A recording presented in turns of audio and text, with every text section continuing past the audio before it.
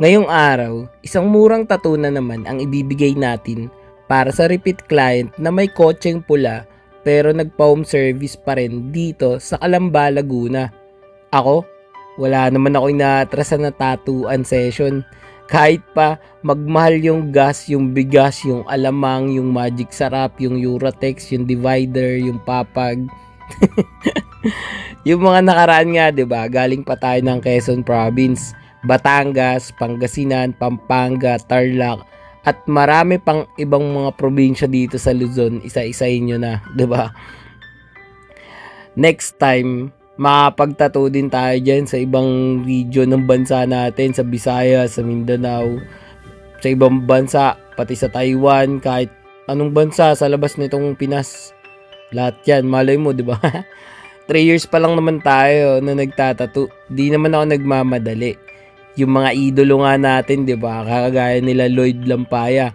15 years na mahigit bago siya makilala. Pero kahit pa na ganun, patuloy pa rin siyang namamayagpag. Patuloy pa rin siyang lumalaban. Yung pagpanday niya sa mga kakayahan niya, ang galing na niya.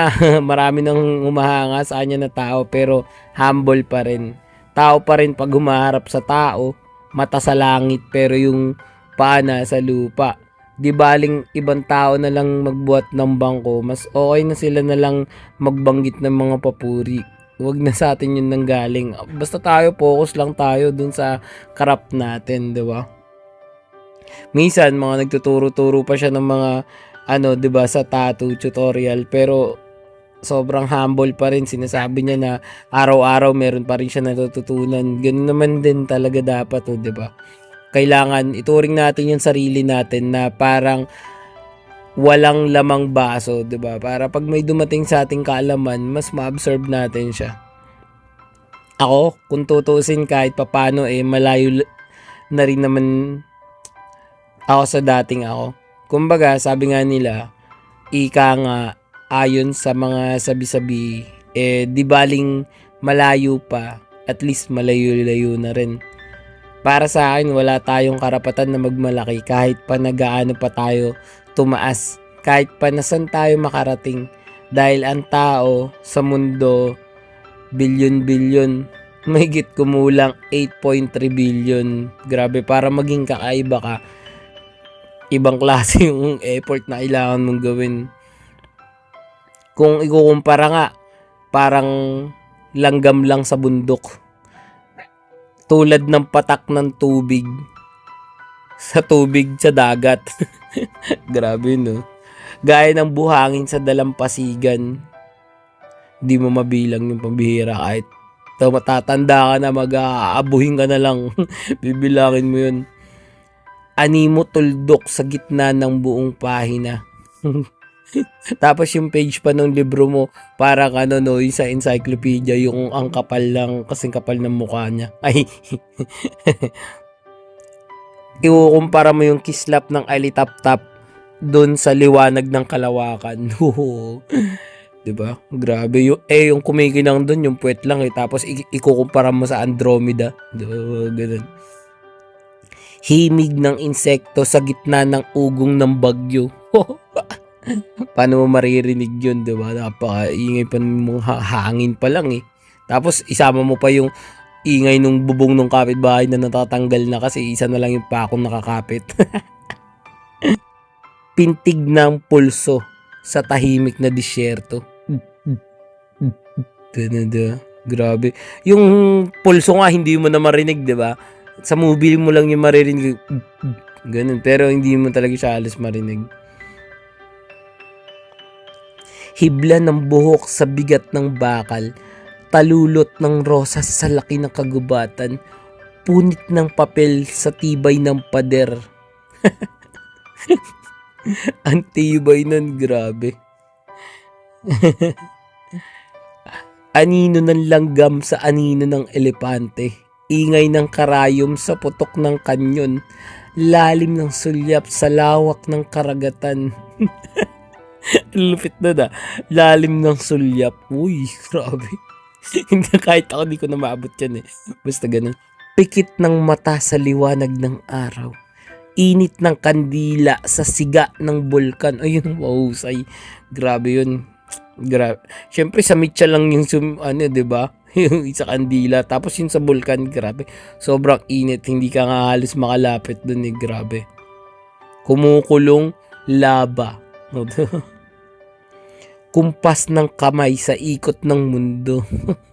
Grabe, ako nga hindi ko ma-imagine actually yung ikot ng mundo kasi isipin mo yung dito pa lang sa Pilipinas ang lawak na nito, 'di ba? Tapos ikutin mo pa yung Asia, Europe, Africa, Australia, lahat ng kontinente, 'di ba? Tapos iniikot 'yun, grabe no. Sino kaya nag-iikot nun? Ang lupit naman nun.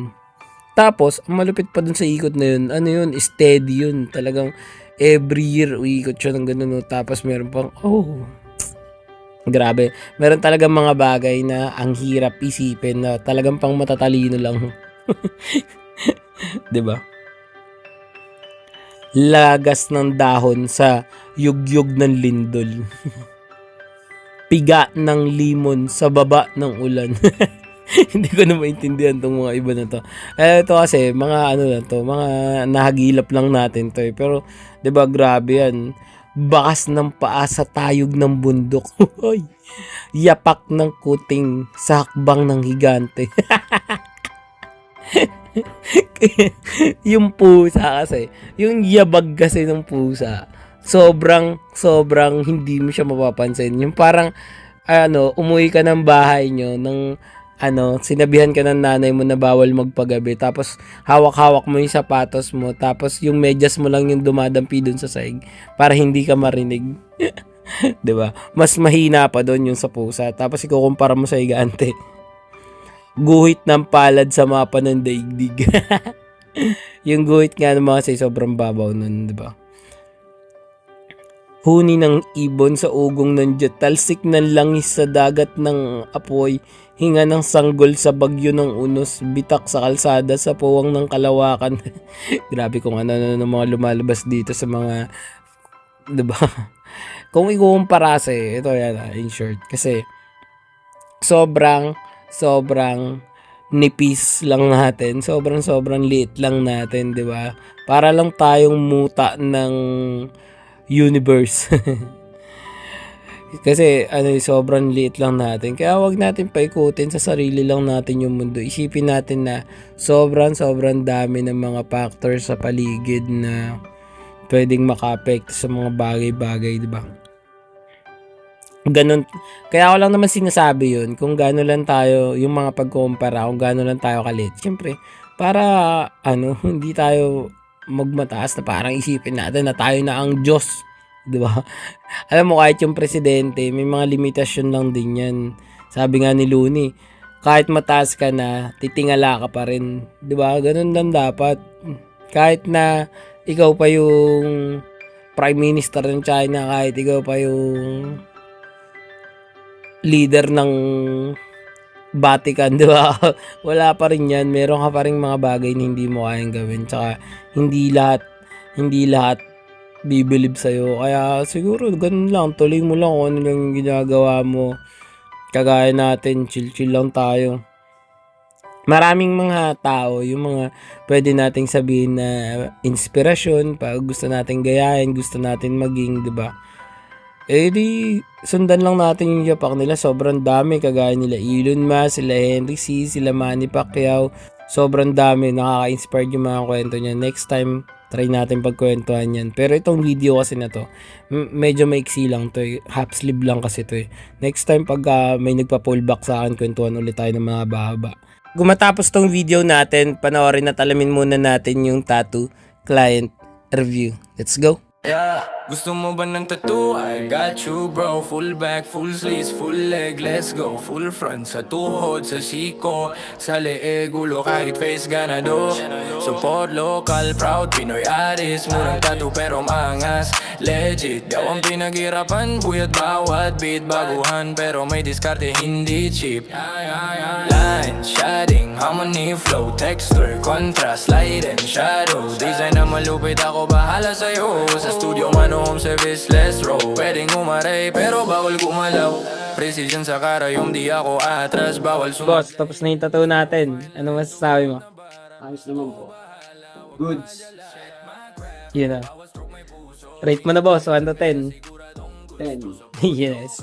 Si Bossing, dinami pa natin yan ng home service dito sa, Kalamba, Laguna, Lawa. yun o. Grabe. Parang kakagaling lang natin dito last week. Paano yan boss? Ulit ka ba? Ulat mo yung paglalagyan. Sure. Yun o. Repeat client natin yan si boss. Salamat boss sa tiwala. Then,